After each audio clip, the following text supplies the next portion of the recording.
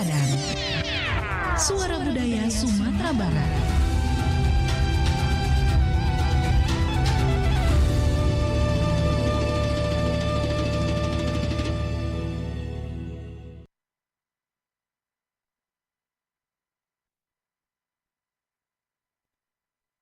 Pro 4 RRI Padang, Suara Budaya Sumatera Barat. Assalamualaikum warahmatullahi wabarakatuh. Selamat pagi dan Nusantara Pandangan. Kita masih bersama Pro 4 RRI Padang untuk kesempatan hari ini, hari Selasa tanggal 26 Agustus tahun 2025.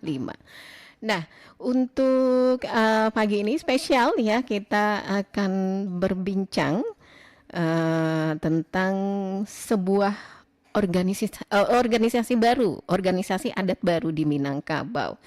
Nah, jika organisasi baru tentunya kita harus berkenalan ya, seperti apa organisasi baru yang satu ini, yakni Lembaga Advokasi Kebudayaan dan Adat Minangkabau atau LAKAM di Sumatera Barat.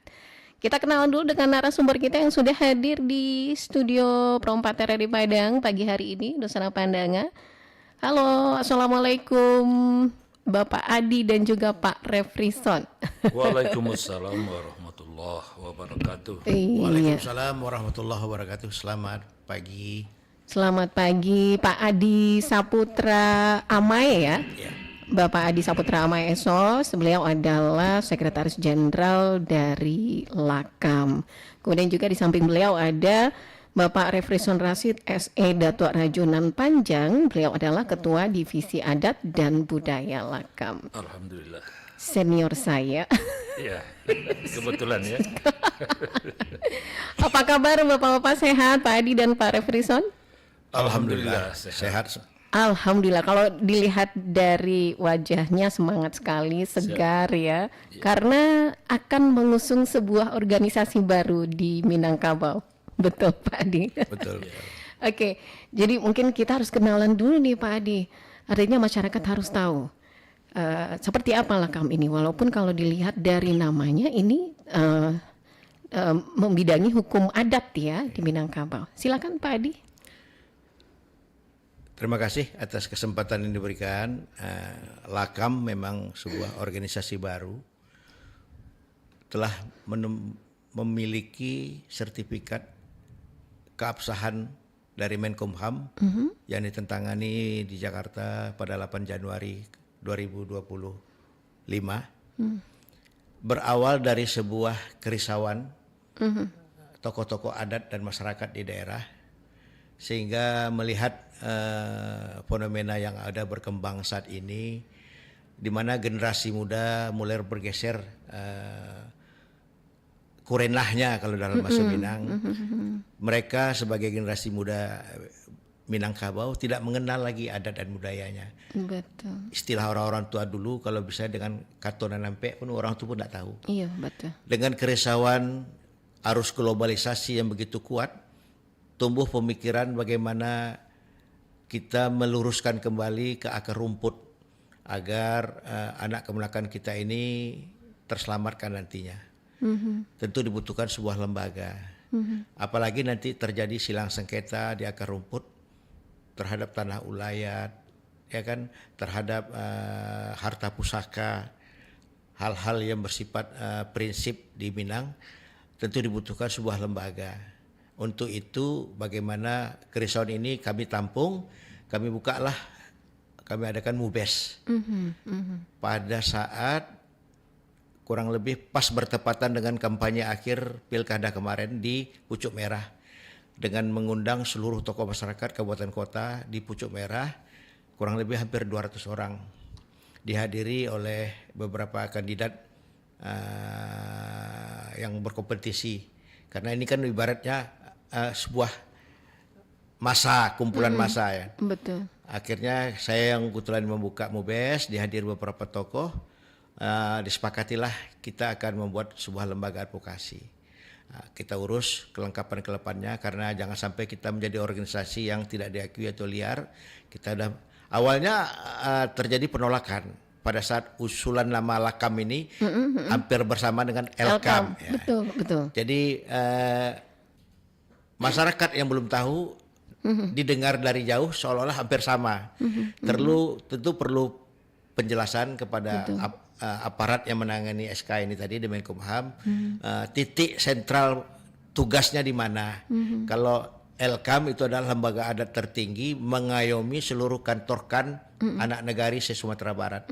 Kalau Elkam adalah sebenarnya sebuah organisasi yang spesial, bersifat advokasi untuk menjembatani apabila terjadi selisih pendapat yang tidak memenuhi titik temunya lembaga ini. Itu pun kita bergerak tergantung laporan masyarakat, keresahan masyarakat dengan bukti-bukti yang ada. Tapi keberadaannya di bawah Elkam berarti ya Pak Adi? Tidak di bawah Elkam. Tersendiri ya, tapi ya? ibaratnya meringankan beban kerja Elkam nih. Jadi hal-hal yang tidak tertampung nanti di Elkam, kita udah audiensi dengan ketua Elkam, mereka nanti akan merekomendasikan bagaimana penanganannya di akar rumput. Bahkan kemarin kasus Padang Sari itu lawyernya dari kita. Kita udah berbuat pelan-pelan walaupun belum dikukuhkan. Sepanjang itu kita direkomendasikan oleh MUI dan NU dan Buya Gus Rijal bagaimana Lakam berbuat, kami ditunjuk untuk menangani kasus Padang Sarai. Alhamdulillah. Iya, artinya Lakam ini lahirnya apakah memang dilatar belakangi oleh kasus-kasus adat yang tidak terselesaikan selama ini? Kasus-kasus hukum adat ya? Lahirnya multi komplek. Kasus adat juga, karena banyak tanah-tanah kita yang dicaplok, ya kan. Apalagi kasus yang di Sejujung ini sekarang lagi ribut.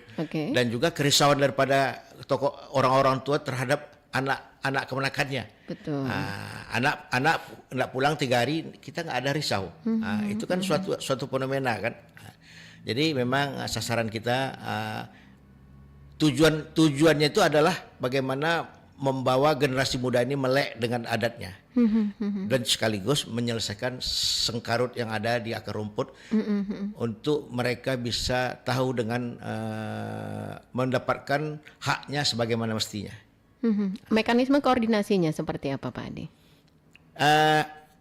Sederhana saja sebenarnya. Umpamanya kita orang mengadakan sebuah wedding pesta. Mereka menampilkan flyer pakaian adatnya sebelum undangan beredar di foto undangannya.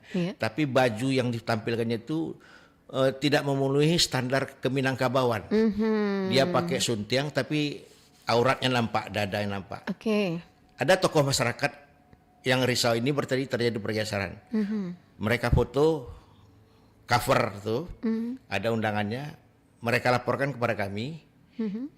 Kami akan panggil. Berarti itu kan pelecehan, pergeseran nilai.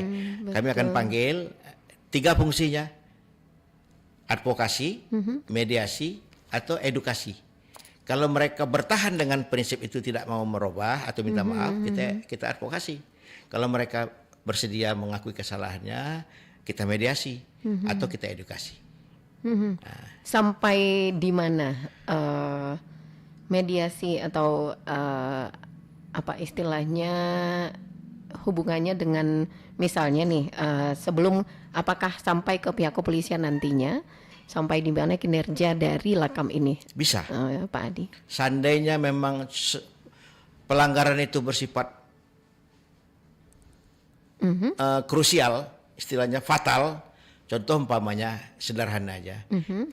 Branding rendang itu kan yang punya adalah Sumatera Barat, Minangkabau. Rendang diakui di dunia. Rendang adalah makanan terenak, terlezat di dunia. Tahu-tahu nanti di Minahasa dibuat orang rendang babi atau rendang anjing.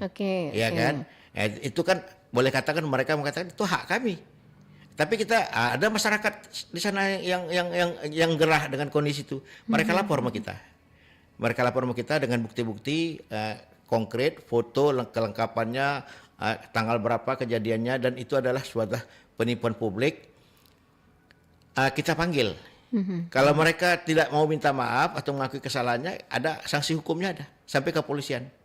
Tapi kalau mereka mengakui kesalahannya, mungkin kita mediasi atau kita edukasi untuk ini yang akan datang jangan kembali diulang, karena itu sudah mencederai nilai-nilai adat dari daerah setempat.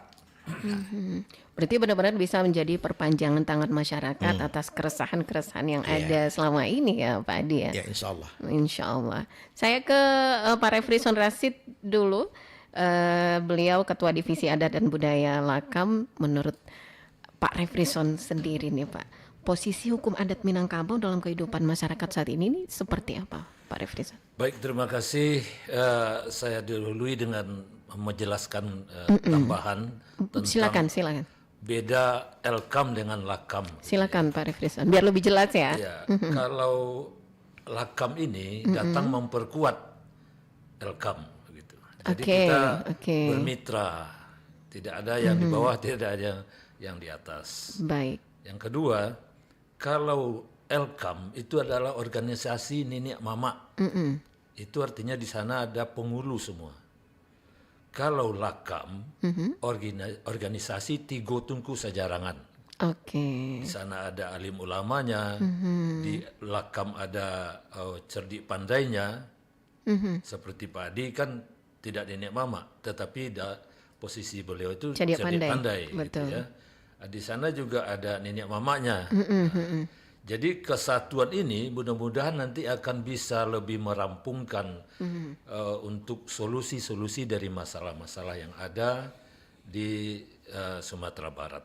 Nah, kembali pertanyaan tadi, silakan. Iya, ini posisi hukum adat Minangkabau dalam kehidupan masyarakat saat ini menurut Pak Refrison seperti apa? Karena sampai dilahirkan Lakam ini. Ya, ini yang masalah ya. Sebenarnya masyarakat Minangkabau tidak bisa dipisahkan dari adatnya. Betul. Seperti Mbak Ana. Mbak Ana pasti punya tanah pusaka kan. Betul. Nah, punya suku yang basuku ke ibu, banasab ke ayah gitu ya. Jadi bagaimana melepaskan dari adat? Kalau Mbak Ana ingin lepas dari adat, tanah pusaka itu bagaimana posisinya? Kan tanah pusaka dikawal oleh mama, dipakai oleh kemenakan. Nah, kalau antara kemenakan dengan mama tidak ada lagi hubungan adat, nah ini tanah pusaka ini bagaimana posisinya lagi? Satu. Yang kedua, bahwa orang Sumatera Barat terkenal dengan religinya, orang religius gitu ya, orang yang patuh terhadap agama. Sementara adat itu bersandikan syarak, syarak bersandi kitabullah. Nah, tentunya ini mendukung gitu. Kalau orang beradat, pastilah dia taat beragama. Kalau orang tidak beragama, pasti tidak beradat. Nah, ini tidak bisa dipisahkan posisi masyarakat Minang dimanapun dia berada. Tidak hanya di Sumatera Barat. Dimanapun dia berada, karena kalau misalnya Mbak Ana sekarang merantau di Amerika, lalu ingin menikahkan anaknya, tentu Mbak Ana akan melapor ke sukunya ya.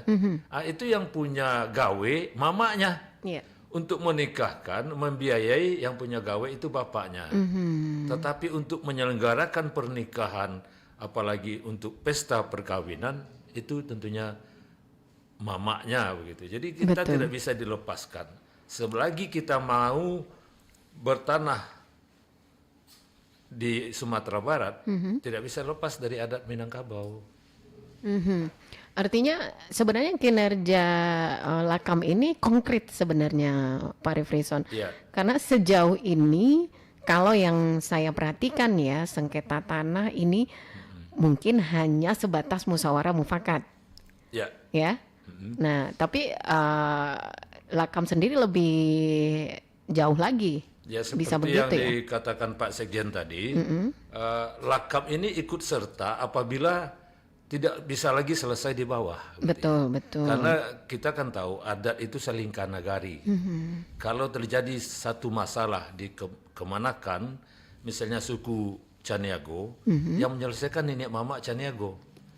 Nenek mama Caniago tidak sanggup menyelesaikan, yang menyelesaikan kan. Di sana ada Limbago. Limbago dengan kan itu juga berbeda. Dia panjang kajiannya ini ya. Kalau Limbago itu adalah kepala dari sudu namanya, sudui. Sudui itu bisa 4 suku. Iya. Satu orang namanya keampek suku gitu. Nah, itu yang memutuskan nanti. Apabila tidak juga bisa, baru dia ke Elkam.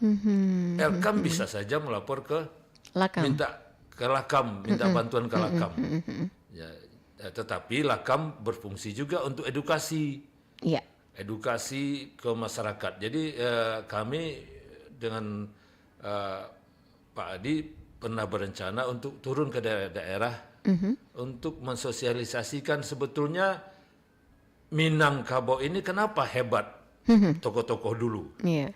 Kenapa ada kelas-kelas yang internasional di zaman dahulu kala. Tan Malaka tahun berapa. Kemudian Bung Hatta, Agus Salim, Orang hebat semua. ya Hamka. Kenapa mereka hebat di saat segala macam minim, ya, teknologi sangat minim, ekonomi juga sedang susah. Kenapa mereka hebat? Nah, kunci itu sudah kami rumuskan untuk ditularkan kepada generasi muda, bahwa sebenarnya kalau kita melihat dari sejarah mereka, orang-orang hebat Minang dahulu kala itu, mereka mempunyai sifat tungku tigo sejarangan, tali tigo sapilin itu ada dalam dirinya. Dia adalah cerdik pandai karena dia bersekolah tinggi. Dia juga alim ulama karena dia mempelajari Al-Quran begitu dalam. Dia juga nenek mama karena mengerti adat. Tidak harus jadi pengulu. Pengulu itu kan itu menyandang sako yang diturunkan dari nenek moyang. Tidak semua orang bisa jadi pengulu. Tetapi semua orang Minang bisa mengerti adat, memahami adat, sehingga mereka menjadi hebat. Iya.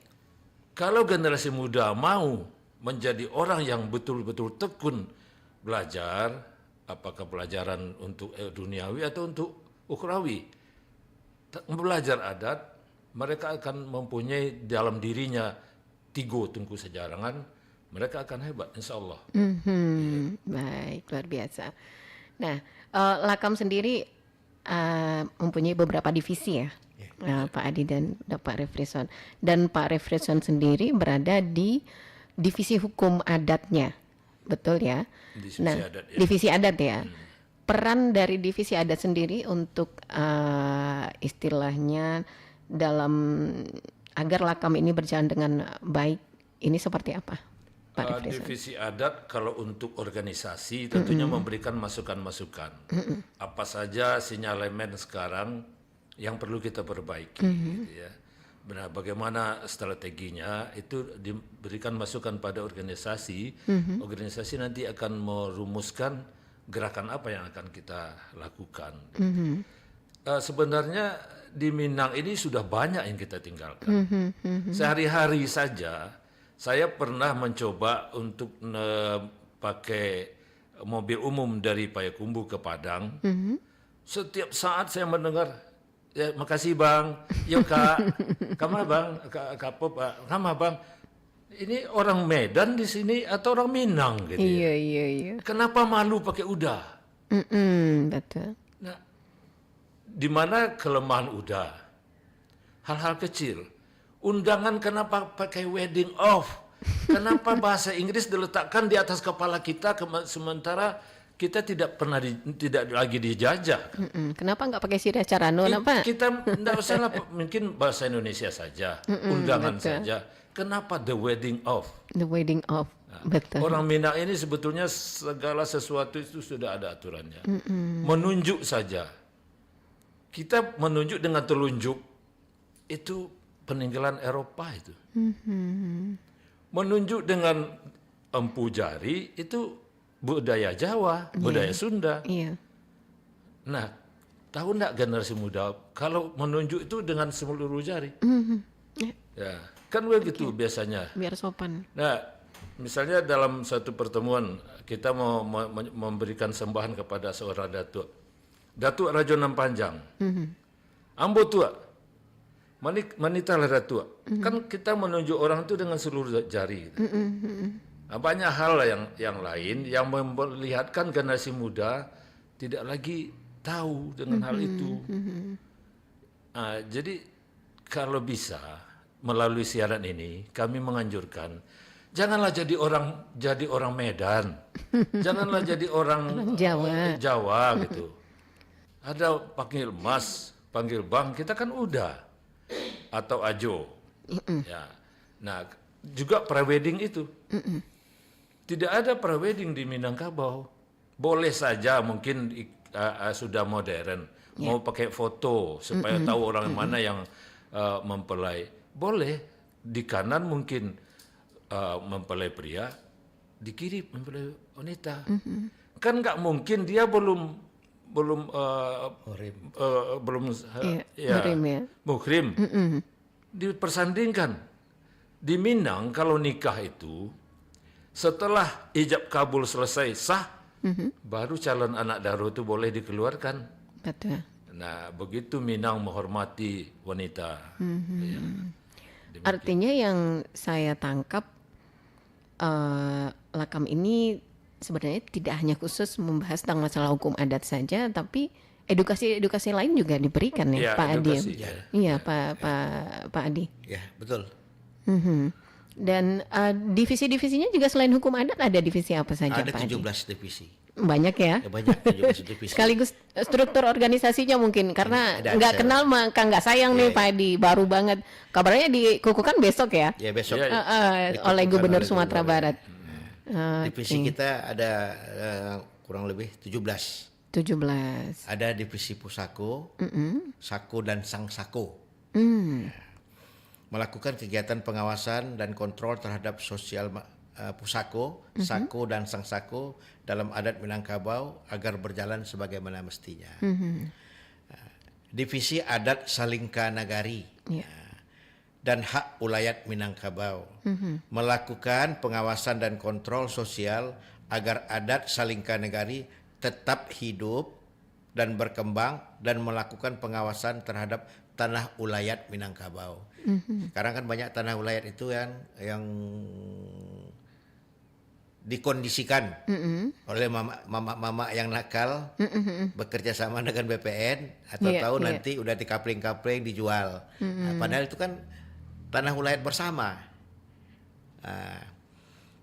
Divisi Intelijen dan Investigasi. Ini intelijen dan investigasi ini mencari bukti terhadap laporan atau memata-matai pelanggaran.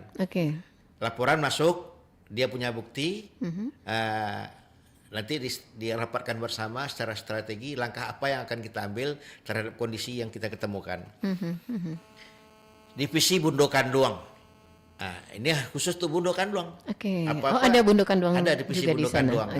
Jadi kita memang melibatkan beberapa pakar. Ada Dewan Pakar, nanti ada Dewan Pengawas, ada Dewan Penasehat, ada Dewan Pembina. Divisi Hukum dan Sengketa. Ini memberikan edukasi hukum terhadap sengketa-sengketa yang ada di akar rumput. Maaf, bisa dipotong sebentar Pak Adi? Kita boleh terima telepon ya? Boleh. Oke, ada di 812414. Halo, assalamualaikum. Oke, halo, assalamualaikum. Waalaikumsalam warahmatullahi wabarakatuh. Iya, dengan siapa di mana Pak? Rizal Koto ya, Pak Rizal Koto di Padang. Di mana Pak? Di Padang. Silakan pertanyaannya Pak. Itu ada organisasi baru Lakam, Lembaga Advokasi Minangkabau. Ada yang ingin ditanyakan Pak Rizal? Bahasa awaknya lah, Nana. Jadi nama ada. Ada bahasa apa? Nama ada. Lakam ya. Dari asosiasi Katonya Lakam itu ada mengandung bahasa Inggris, Pak. Apa tuh? Pak Refison ya. Iya, ada Pak Refison, ada Pak. Bahasa awaknya Pak. Advokasi itu bahasa awaknya lagi di kota. Yang generasi yang kini boleh yang tua-tua nak ngerti ya advokasi, tapi orang akademisi pasti tahu kan. Iya betul. Itu termo Pak Refison. Yang kedua, kok dapet acara program Lakam itu Pak Datuk ya. turun ke sekolah-sekolah untuk memberikan napon, Pak.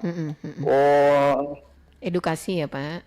edukasi ke anak-anak sekolah. Sebab generasi itulah yang akan meneruskan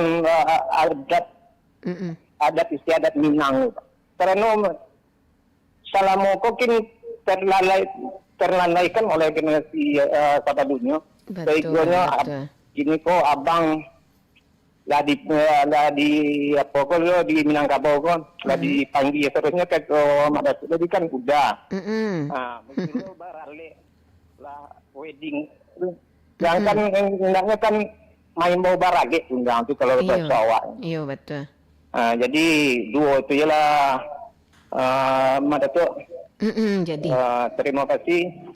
Sama-sama Pak Rizal. Assalamualaikum warahmatullahi wabarakatuh. Waalaikumsalam warahmatullahi wabarakatuh. Pak Rizal Koto di Padang. Mungkin bisa langsung awak pakai bahasa Indonesia. Saya nggak ada nak Pak. Bahasa Minang boleh ya. Iya, bahasa Minang maksud saya. Ya. Pakai bahasa Minang saja. Pak Rizal Koto. Pak Rizal Koto. Bangga dengan Pak Rizal Koto ini. Karena beliau adalah orang Minang yang mau mencantumkan sukunya. Di Koto belakang ya. nama, berarti bangga menjadi orang Suku Minang. Koto. Salam untuk Pak Rizal Koto. Baik. Pak Rizal Koto kalau advokasi lah di Indonesia kan lama orang tahu. Dan kadang-kadang bahasa yang lah di Indonesia kan tuh karena kita memakai lakam dengan bahasa Indonesia supaya dikenal oleh masyarakat Indonesia. Betul. Betul itu. Jadi tidak mungkin nak buat coba seminang advokasi ke do Pak. Iya. Tapi itu insya Allah akan mengerti. Tapi nanti edukasinya pasti Anda Ya. pakai bahasa Minang nak Pak. Ambo paling mencintai bahasa Minang. Betul Pak. Walaupun dulu Ambo hidup dengan bahasa Inggris. Iya. Sering keluar negeri Pak. Ya sering keluar Rizal. negeri, tetapi Ambo sangat mencintai bahasa Minang Pak Rizal Koto.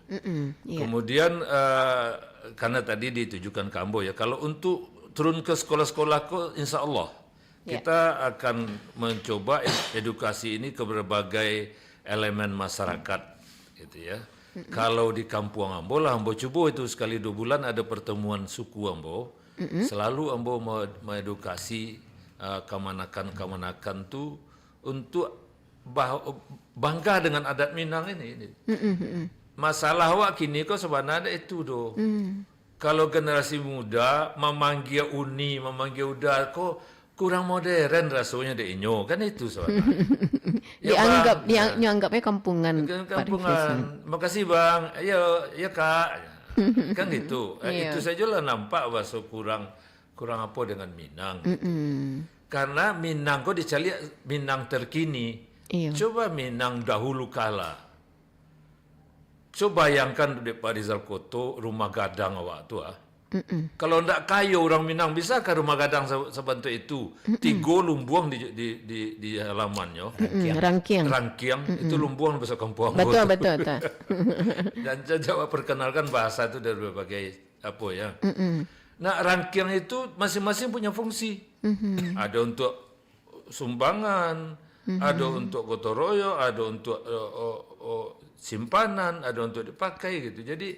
Jadi orang Minang kok dari dulu lah kayo. Itu mah rumah gadangnya bantu itu. Satu, yang kedua, rumah makan. Kan banyaknya orang yang mengecewakan, Pak kok takut uok rumah makan Minang kok. Makan wak dulu dihidangkan sadonya baru makan. Tahu ndak dulu rajo-rajo. Kalau rajo jangan coba tanya rago. Baranya bayi pokoknya yang ketujuhnya hidangkan. Bantu itu. Jadi sebenarnya kalau awak balik ke zaman dulu tetapi tidak harus maksudnya tidak harus kuno. Iya, betul. Mengambil hal-hal yang lama yang betul-betul berharga untuk awak kini. Karena orang Minang kok kan alun takilek lah takalam. Betul. Takilek ikan dia ialah tantu jantan batinonya. Ikulah di tangan ikan daknya tantu jantan batinonya. Anak kan naik. Tahu joran tiang nang keman cucu. Keman itu. Iya. Kenapa tahu seperti itu? Karena orang Minang beraja ke alam. Alam tak gampang jadi guru. Sudah diakui oleh internasional itu.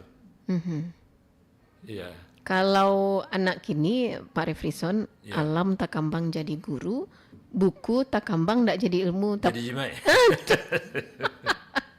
Itulah beda. Ya, itu awak seketik mampu. Ya. Kadang-kadang kurikulum awak yang salah. Awak menyalahkan anak-anak saya. Iya, betul.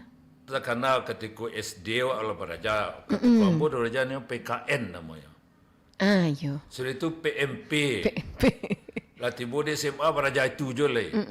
Tiba di perguruan tinggi kewiraan namanya. Iya. Itu je lah. Kewiraan. Nah, berarti nak masak gitu ya. Harusnya masak di SMP misalnya. SD okey lah. Di SMP udah masak itu tentang ketatanegaraan, tentang kewarganegaraan. Aku ndak lah tamat SMA tanya siapa wakil presiden ndak tahunya. Artinya perubahan tuh memang membuat generasi muda awak pun bingung jadinya. Ya, jadi kita harusnya juga harus memikirkan bahwa generasi muda itu bukan sebuah karuang ya.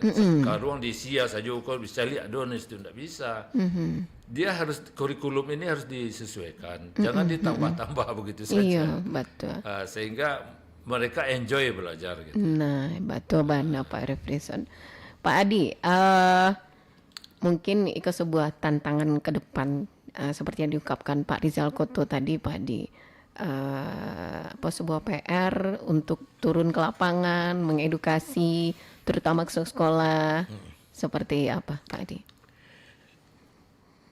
Semua itu nanti kita rumuskan bersama. Kami setelah pengukuhan langsung konsolidasi, dilanjutkan dengan konsolidasi, masing-masing divisi mungkin akan maraton berlanjut.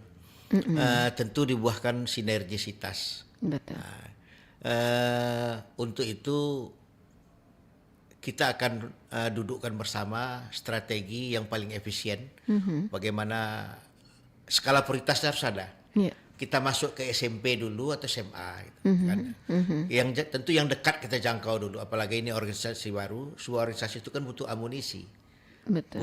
butuh solidaritas. Karena yang duduk di lakam ini adalah orang-orang ikhlas. Ya. Mereka tidak bergaji, ya kan? Mereka tidak bergaji. Dibutuhkan mereka menzakatkan umur dan usianya, bagaimana kerisauan menyelamatkan generasi muda tadi. Real ya Pak Iya, Adian, iya, agar masyarakat juga tahu ya. Iya, real. Ya. Beliau ini Pak Refrison ini kami satu alumni. Iya.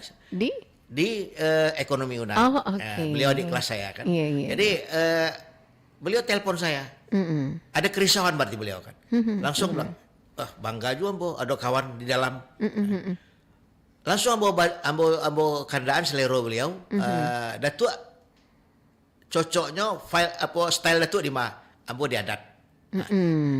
Jadi menempatkan orang yang harus dengan keinginannya.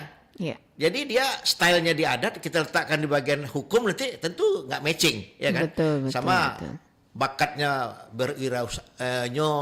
bakatnya untuk menggali nasi, disuruhnya menggali handphone, itu udah cocok kan? Jadi bukan dah selera beliau, ada divisi adat, ada tuh apa cik kau divisi adat, moga-moga dari beliau lah nanti kita minta strategi skala prioritas, kita rumuskan bersama. Dan mana nak jangkau lebih dulu, nan dakek tentu tidak perlu nan jauh. Dan tapi walaupun demikian, kita tetap tidak bertumpu kepada beliau secara kedivisian. Betul. Divisi-divisi lain mempunyai peran-peran yang sama, supaya mampu juga, mampu tidak pun banyak sama kiprahnya dengan Pak Refrison, tapi minimal menularkan.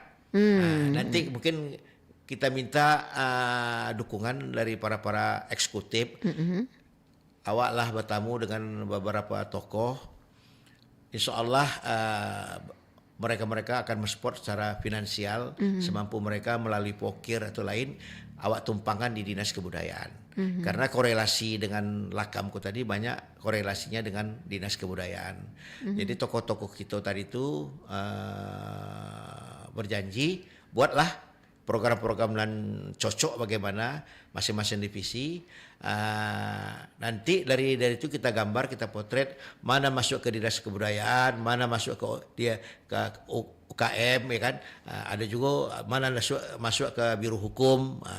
Jadi mungkin hal itu akan kita wujudkan bersama, dan ketua sekjen tidak akan bisa merangkul karena memang divisinya cukup besar, ada 7 balai divisi, Mbak Ana. Oke, ada banyak divisi, terutama karena ini advokasi ya, bidang advokasi, ada divisi hukum di sini, Pak Adi. Dan apakah ini juga bekerja sama dengan lembaga hukum khususnya di Kota Padang? Wajib. Wajib kita membangun komunikasi yang intensif ke seluruh lembaga hukum, baik Peradi dan lembaga-lembaga hukum yang non profit ya. Karena di sini di Lakamko oriented profitnya tak ada. Jadi jangan bayangkan beko awak menyelesaikan kasus hukum kok ujungnya udah pitih. Awak tidak beban di masyarakat. Awak tidak beban masyarakat. Kita akan bergerak bersama sesuai dengan kemampuan finansial yang ada. Ya, jadi tidak bergaji dan orang-orang ikhlas. Sehingga orang kota itu merasa dibantu. Kalau beliau mengadu ke awak minta bantu, sementara awak memberatkan beliau dengan finansial, mampu nak bayar sekarang, itu adalah lembaga hukum yang oriented profit, lawyer yang oriented profit, mencari keuntungan. Tapi kita beda, Lakam beda. Mereka mengurni dari lubuk hati yang dalam bagaimana membawa atau mengayomi masyarakat terlindungi hak-haknya secara hukum dan melek hukum terhadap hak yang harus diterimanya. Artinya juga mencari seorang pengacara yang mempunyai hati ikhlas juga. Kebetulan ketua kita pun lawyer. Oke, boleh di-spill? Ketua kita adalah Bapak Azwar Siri, SHMH, ya. Beliau ketua LPPKI Sumatera Barat, lawyer, dan banyak memberikan bantuan hukum terhadap pelanggaran-pelanggaran, keluhan-keluhan konsumen, umpama tanahnya dirampok atau barang Hondanya disita, ya kan, rumahnya dibuli sehingga haknya tidak diterima, atau dia diteror oleh debt collector, beliau bergerak membantu, dan itu adalah orang-orang yang ikhlas. Jadi memang kebetulan ketua kita memang, dan beliau adalah salah satu inisiator bagaimana melahirkan Lakam ini tadi.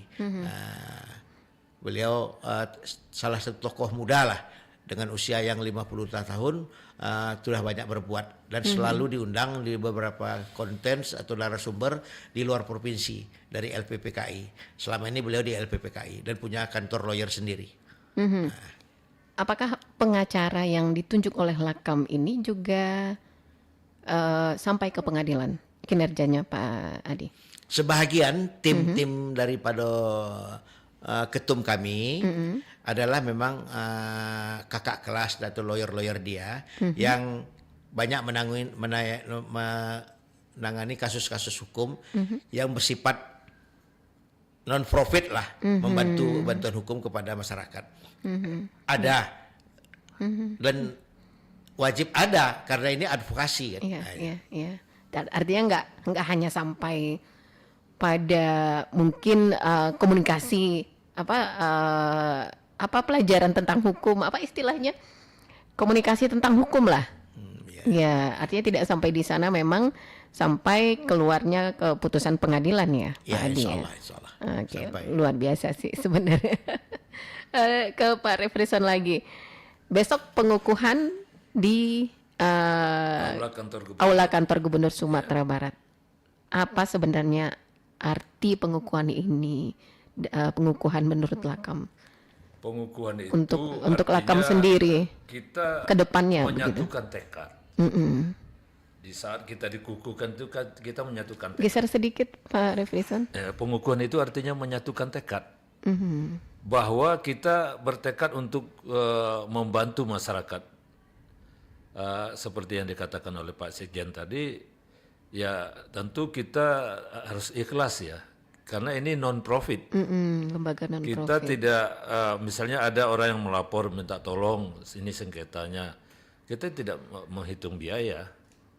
Betul. Kita membantu saja, gitu.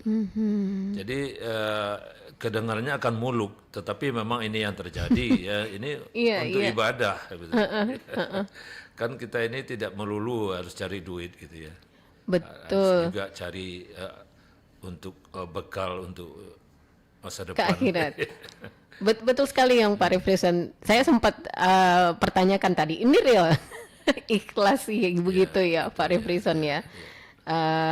Artinya ini harus diketahui oleh masyarakat luas. Iya, pengukuhan itu juga agar bisa membantu. Wadah kita saling kenal antara satu dengan yang lain. Karena kita bukan hanya di Sumatera Barat ini saja.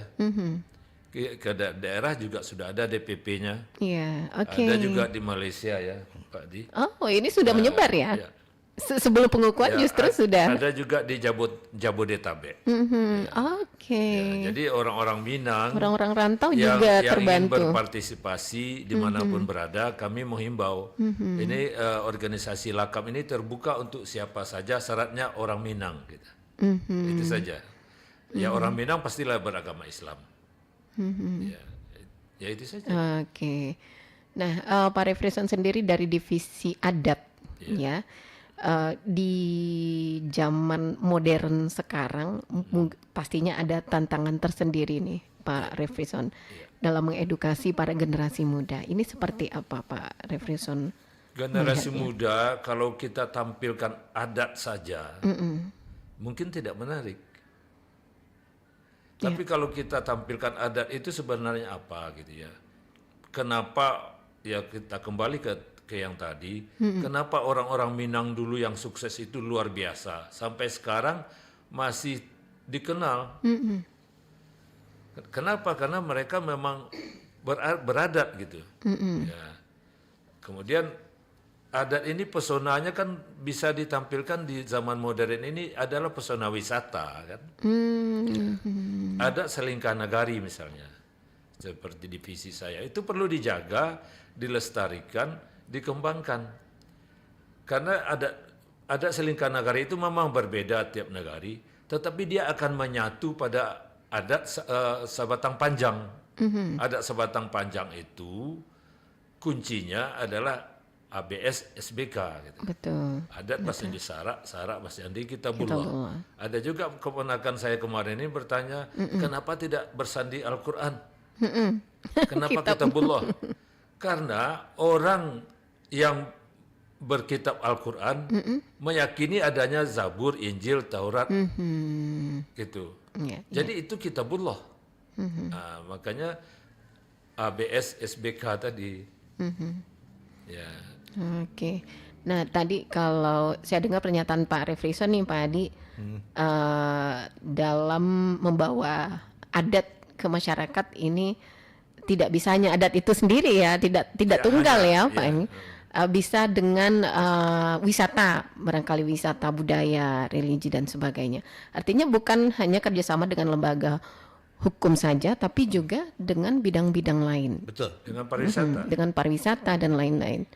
Jadi kita kan ada 17 divisi. Ada divisi UKM.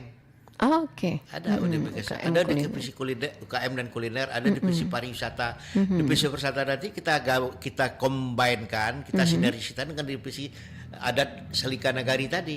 Bagaimana potensi pariwisata yang ada di negari tersebut terjaga, terawat secara keadatan. Jadi umpamanya mereka ingin berwisata, nanti mereka bertelanjang di pantai itu kan udah melanggar tuh. Berarti udah melanggar daripada Selingkah Nagari tadi. Tokoh-tokoh yang di Selingkah Nagari tadi mempunyai peran. Jadi ada aturan-aturan adat di negara itu yang harus kita patuhi untuk berpariwisata. Dan itu bagi turis nggak ada masalah. Apabila kita berikan penjelasan secara utuh, secara santun, secara baik. Anda di sini nggak boleh begini, nggak boleh gini. Nah, kalau di Bali memang mereka bukan Muslim, lebih longgar. Nah, coba kan kita lihat sampai sekarang, alhamdulillah Pantai Padang kan nggak ada orang yang berjemur, apa. Karena apa? Memang Minangkabau ini boleh katakan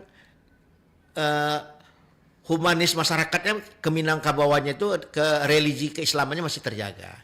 Cuma yang kita khawatirkannya nantinya masuknya investor-investor yang mempunyai keuangan yang cukup besar, mengupgrade seluruh potensi yang ada di daerah. Disitulah peran adat Selengka Negari, bagaimana membentengi agar potensi pariwisatanya itu tidak tercemar dengan hal-hal yang bersifat musyrik, hal-hal yang bersifat negatif bisa mewarnai pada anak kemenakan kita yang ada di daerah.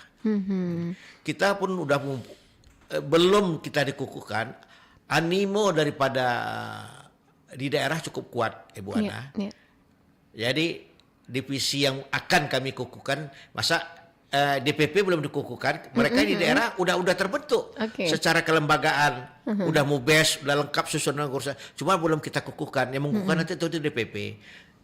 DPD Agam udah ada, DPD 50 Kota Payakumbuh udah ada, DPD Pesisir udah ada, DPD Pasaman udah ada.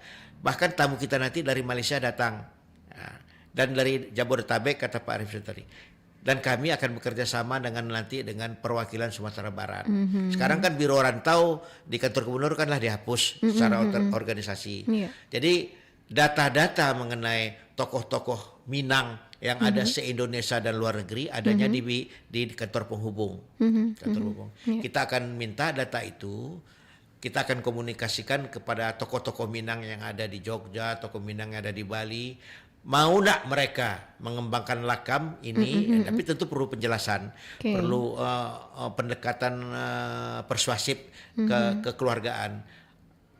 Terangsang nak mereka atau timbul nak integritas mereka untuk bagaimana menyelamatkan anak kemenakan yang ada di daerah. Kalau mereka mau, kita suruh mereka nyusun organisasinya, nanti kita kukuhkan sebagai DPW Lakam Jogja, DPW Lakam Minang. Jadi ini se-Indonesia dan sampai ke luar negeri. Luar biasa. Saya lihat antusias masyarakat juga cukup tinggi di sini, Pak Adi. Nah, mungkin ini menjadi PR juga ke depan bagi Lakam, sosialisasi tentang Lakam ini agar masyarakat bisa mengetahui, ya, karena ini akan sangat membantu persoalan hukum adat di masyarakat. Seperti apa sosialisasi ke depannya selain bersama RRI Padang hari ini? Bentuk sosialisasi yang kami jalani sekarang berdua ini bagian bentuk sosialisasi Lakam.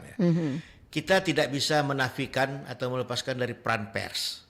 Ya, kita akan rangkul seluruh insan pers baik di daerah maupun di luar yang ada. Terutama RRI ya. Iya, betul. Karena RRI ini jangkauannya kan beda dengan yang lain. Nah, karena memberitakan sebuah berita bagus, memberitakan bagaimana manfaat dari sebuah organisasi, itu akan lebih cepat tahu dan terjangkau dengan media pers, bukan media cetak. Nah, untuk itu dengan keterbatasan yang ada, tentu kita harus membangun komunikasi yang baik dengan seluruh insan pers. Kebetulan anak saya pun jurnalis juga. Dulu anak saya itu waktu asik-asiknya dia selalu yang kurang di Pro 4. Oh iya. Siapa tuh Pak Adi? Hari Huda Putra Erdi Tama, panggilannya Hari. Beliau sekarang di Dinas Pariwisata. Jadi kawan-kawan pers ini, saya dulu di pariwisata disekelilingin oleh orang pers memang. Jadi saya banyak tahu dengan asosiasi pers lah, AJI, Asosiasi Jurnalis Indonesia. Jadi memang pers lah yang akan nanti di samping kita tetap masuk ke wilayah-wilayah formal, ke sekolah. Tentu perlu konsolidasi, pembiayaan, dukungan daripada eksekutif yang ada. Medsos juga penting loh Pak Adi. Ya, medsos sangat penting karena medsos jangkauannya menjangkau generasi muda. Unlimited, jangkauannya unlimited. Tapi sudah ada ya akun medsosnya Pak Adi? Akan kita buat website khusus nanti. Nah, karena berkembang cepat di situ, sosialisasinya pasti berkembang cepat, terutama menjangkau generasi muda. Medsos paling dekat dengan masyarakat. Paling dekat dengan masyarakat, dengan anak-anak, dengan anak muda, siapa saja, dari kecil sampai yang tua ya. Tapi medsos ini positifnya banyak. Negatifnya juga ada. Itu perlu juga kita sosialisasikan juga. Betul. Ya kan, karena akibat medsos ini terjadi pergeseran nilai. Betul. Pergeseran nilai di tengah keluarga sendiri. Di tengah keluarga sendiri. Contoh aja sederhana. Anak nggak mau makan tuh kita kasih medsos. Bagaimana memujuk dia supaya makan dengan konten-konten film YouTube ya. Nah, itu kan udah terjadi pergeseran nilai. Betul. Jadi bagaimana kita bijak untuk itu perlu sosialisasi. Orang tua yang bijak bagaimana membangun komunikasi. Kadang-kadang saking asiknya dengan medsos, dipanggil ayah ibunya dia nggak dengar. Waktu sholat dia nggak ikut. Yeah. Nah, itu kan perlu pencerahan, sosialisasi melalui pendekatan-pendekatan non formal. Oke, tidak terasa nih Pak Adi dan Pak Refrison. Kita sudah sampai di penghujung, sudah pukul 9:54 waktu Indonesia Barat. Closing statement dari Pak Adi, penutup dari Pak Adi tentang Lakam ini. Closing apa? statement kita adalah kami berharap sangat dukungan seluruh tokoh-tokoh yang ada, baik di tingkat lokal Sumatera Barat dan luar provinsi, apalagi luar negeri, menyambut baik kehadiran Lakam ini sehingga kita bisa mampu bersinergi, memberikan warna bagaimana menyelamatkan anak kemenakan kita tahu dengan adat kebudayaan Minangkabau, baik di daerah maupun di rantau. Yang kedua, dukungan itu bisa dalam bentuk pemikiran atau support material, karena memang organisasi ini adalah organisasi baru setahun jagung. Kantor permanennya aja pun belum ada. Masih menumpang di rumah ketua kita. Kami dapat tawaran dari Bapak Datuk Sayuti, bekas ketua Elkam lama, untuk bermitra bergabung di gedung Abdullah Kamil yang ada di Jalan Diponegoro. Beliau kan sebagai ketua pusat kajian adat Minangkabau, Sumatera Barat, berkantor di sana. Gabung aja lah di sini sementara. Jadi mungkin kita akan tinjau kantor itu, mungkin akan kita patungan lah. Kami patungan kami untuk acara ini aja kami patungan dan di-spot oleh beberapa tokoh untuk karena tamu kita banyak, kita di-spot oleh beberapa tokoh bagaimana memberikan kenyamanan pada tamu datang sehingga mereka merasa diperhatikan.